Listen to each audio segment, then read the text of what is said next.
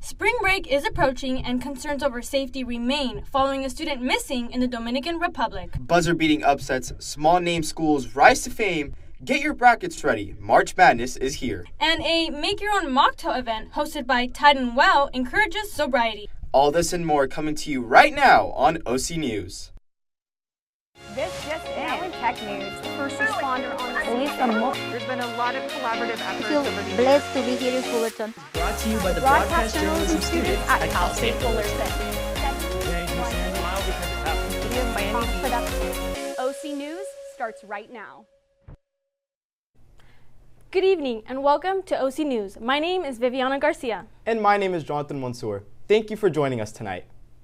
The nearly 2-month ceasefire between Israel and Gaza ended on Thursday after a series of airstrikes killing hundreds.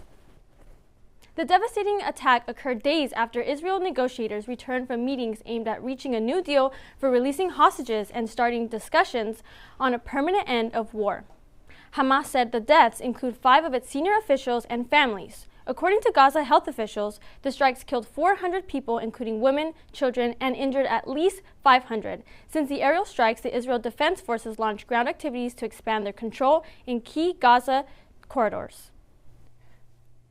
As families and students look forward to relaxing on their spring break, the FBI is warning travelers of the potential dangers of going abroad. In a press release on Monday, FBI Assistant Director in Charge Eichel Davis said that travelers need to maintain vigilance throughout their travels and be prepared to contact the nearest U.S. embassy or consulate should the need arise. The warnings come after University of Pittsburgh student Sudiksha Konanki disappeared while on a spring break trip to a resort in the Dominican Republic. The FBI recommends checking travel advisories for intended destinations and avoiding illegal and improper actions. New changes are coming to Social Security in an effort to limit fraudulent claims by better protecting Americans and expediting service. Starting on March 31st, the Social Security Administration is imposing tighter identity proofing measures. The new rules require millions of recipients and applicants who cannot verify their identity over the phone to visit an agency field office in person and complete the verification. The agency also announced that it plans to expedite the process of the direct deposit change request to 1 business day, which was previously held for 30 days. The ongoing tariff wars with Canada, Mexico, and China are impacting U.S. businesses and customers hard, especially here in Southern California. President Donald Trump's 25% tariffs on imports lead businesses owners to stockpile imported products months in advance and prepare for the surge in prices. Business communities are urging the country's policymakers to reverse tariffs, which they say will impact everybody's bottom line. Businesses are left with uncertainty as they navigate costs such as ingredients, menu, labor, and pricing changes. Economists say that tariffs will result in a raise in the prices across the board, negatively affecting consumers. Coming up after a short break, seniors are looking forward to graduation. And later, Titan Health is exploring sobriety ahead of spring break. Stay tuned.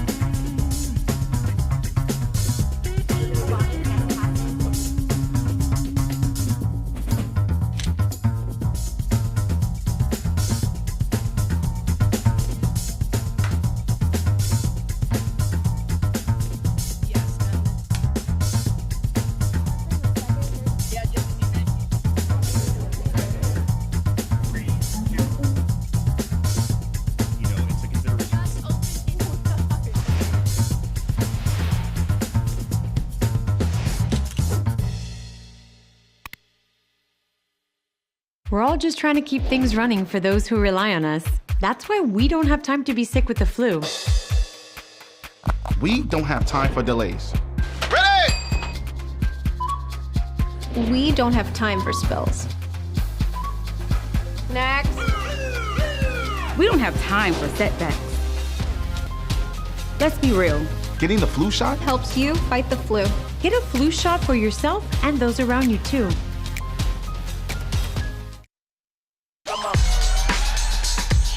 You're not going to get it all right. Just make sure you nail the big stuff. Like making sure your kids are in the right seat for their age and size. Get it right at nhtsa.gov/the-right-seat.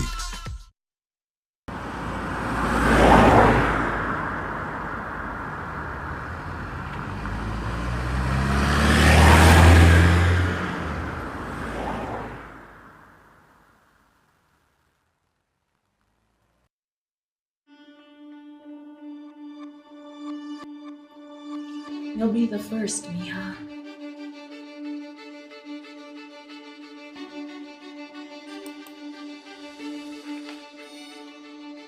I got in. Dad, I got in. You should know this one. Who knows it?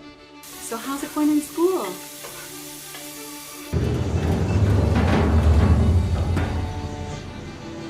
Finish those before you go.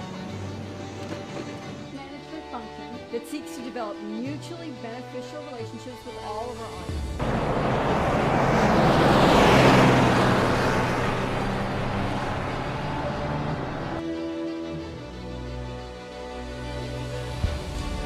Hey, do you know what this word means? Empowerment? Authority or power given to someone to do something. EMPOWERMENT.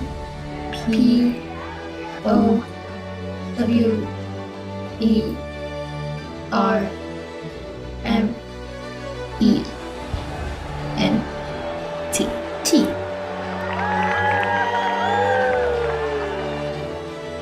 Empowerment.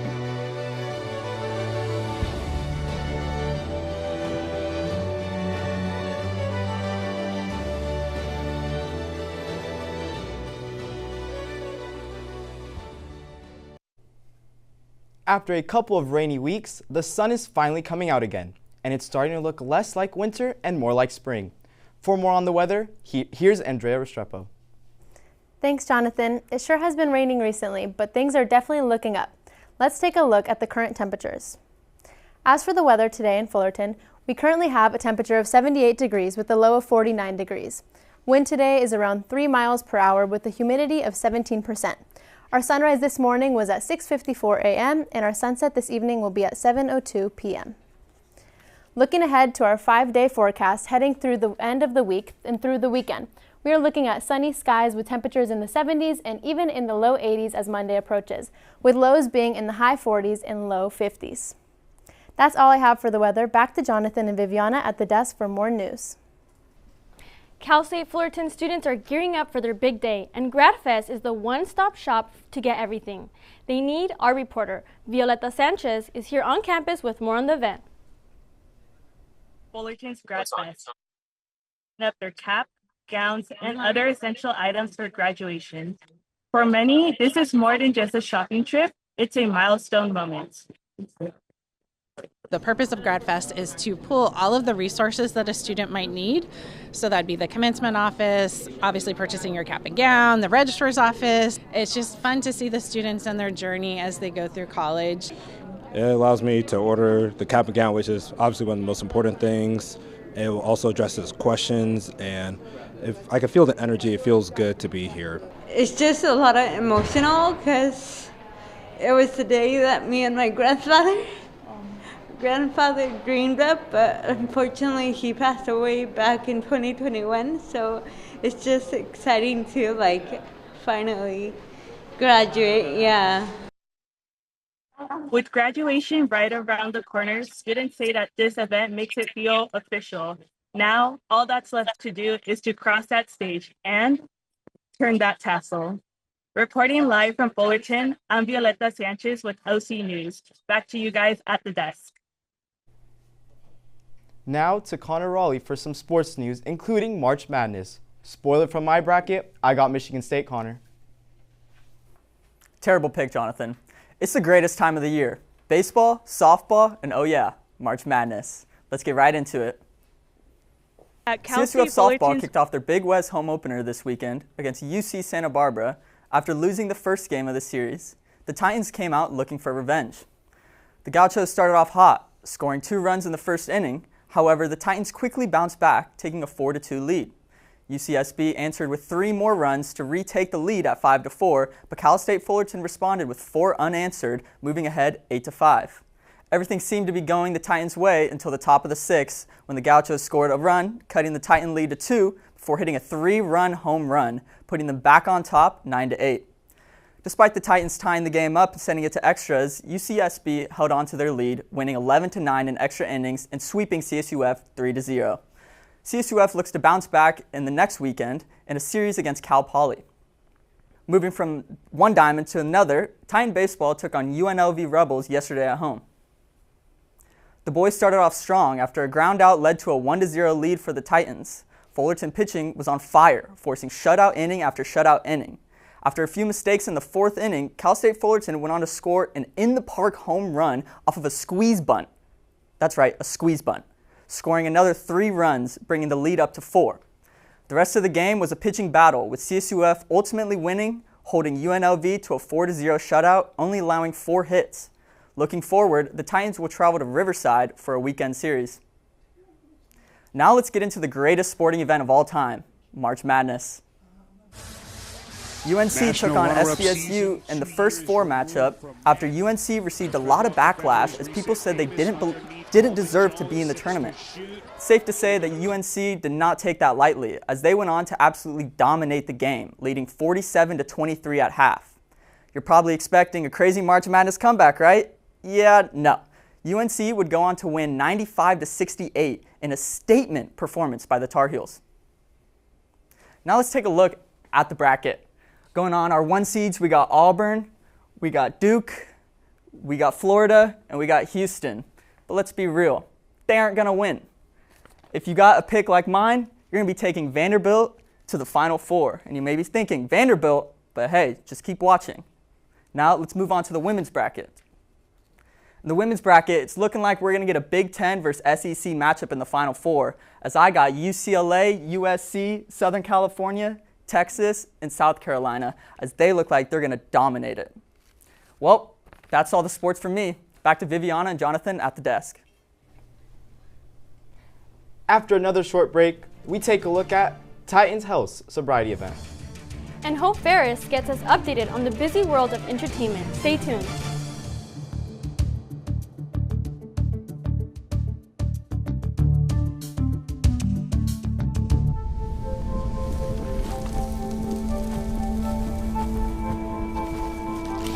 Eva Marie smoked 12,000 packs of cigarettes over 15 years.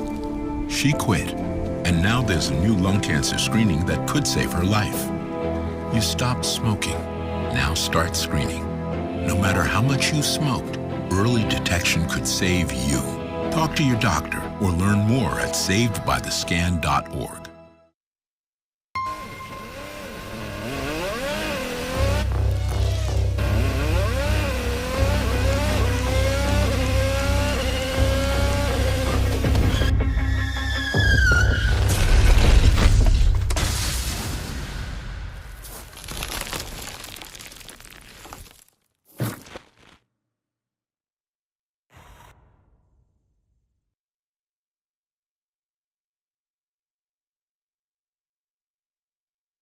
I don't think that many kids in my son's school even do it. He makes fun of his friend who vapes. He would never try it. She's into soccer. She's on the honor roll. She's just not the type. No way. No way. No way. No way, my kid would never vape. Get your head out of the cloud. Today, nearly 8,000 kids will start vaping. Maybe even yours. Learn about the dangers at talkaboutvaping.org.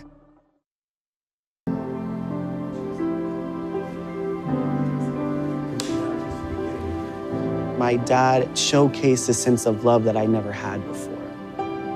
It felt like it was something that I've always wanted.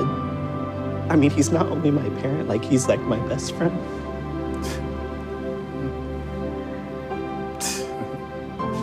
Learn about adopting a teen at adoptuskids.org. Titan Health is serving up mojitos, mocktails, and more. Peter Gibbs has the story. He joins us live. Peter? I'm live outside of the Pollock Library, where earlier today, students were able to attend a sober curiosity event where they were able to make their own mocktails. So we're one side of the prevention. Of course, with Titan Health, we're very aware that there are students out there that need support when it comes to abstaining from like substance use disorder, for example, or alcohol use disorder. So we would definitely make sure that the students get the referrals that they need. Those who attended the event were able to create their own mocktails while sharing their journeys with sober curiosity. It's pretty good. Oh, I also added grenadine to this. I added grenadine to this. It's good. Sober curiosity, I feel like it's something to be curious about, especially if you're someone who's always using substances, like always looking for the next opportunity to. I think, giving yourself even just like a week, maybe, depending on how frequently you use. Well, I'm actually sober this month. And I think it hasn't been as hard as like you would think it is actually, because I feel like when you're about to be sober, you're like, oh, I'm not gonna go out or anything. And as you can see, I have my very own mocktail here. I like to call it the PG, not because my name is Peter Gibbs, but because it's good for everybody. We'll give it a little garnish there. And that is really tasty. Reporting live from the Pollock Library, I'm Peter Gibbs. Back to you guys at the desk. They say books are the real thing, but I prefer movies more. So here to inform us on the world of entertainment, here is Hope Ferris. Thank you, Jonathan. This week has been announcement after announcement of renewals and returns across the entertainment world, starting with a 2000s classic, which finally is getting its much-anticipated sequel.